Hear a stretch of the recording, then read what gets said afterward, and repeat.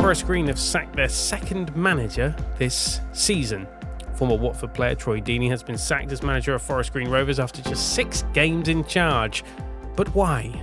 Well, it might be because of an extraordinary interview he gave with BBC Radio Gloucestershire, in which he essentially called out his players that have failed under various managers and could suffer back-to-back relegations. Following relegation from League One last season, the club appointed former Watford Academy coach David Horseman.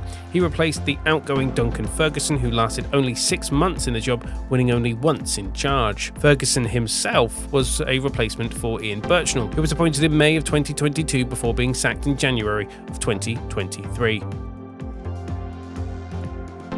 Since Mark Cooper left the club in 2021, Forest Green have had 5 managers, including Rob Edwards, who got them promoted to League One.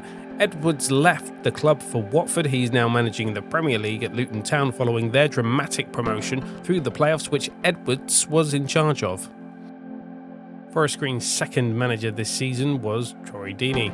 Deeney drew 3 of his 6 games in charge, losing the other 3 matches. Deeney, who originally joined the club as a player-coach at the start of the season, went on to score 4 goals in 16 appearances for the club.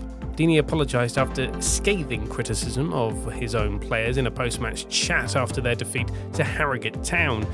If you want to hear the full interview, 11 minutes worth of post-match interview with BBC Radio Gloucestershire's Billy Hunt, I will link it below. It is a fascinating listen, and props to Billy for an incredible interview as well.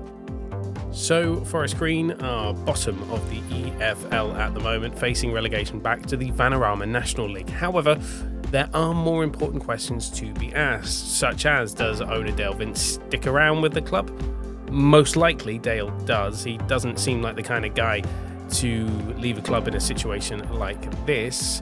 However, the new stadium that Dale's been planning for the club might have to be put on ice if the club are relegated.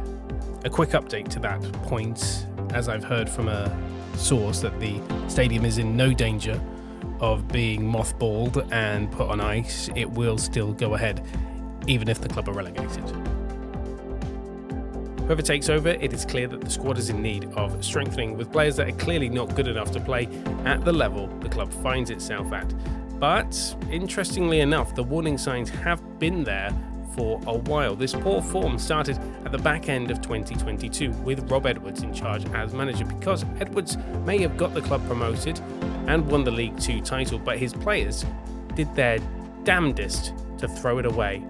For instance, the club lost only 2 of their games from the start of the season of the 2021-22 season in League 2. From the start of the season until February 12th, only lost 2 matches. That run of games ended with a 1-1 draw with Sutton United. They were 19 games unbeaten at the time and 11 points clear at the top of the League 2 table.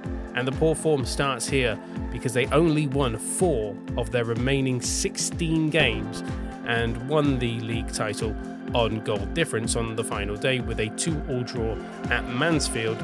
Since then, the club have won 6 matches in League 1 and at the time of recording have only won 4 matches in League 2.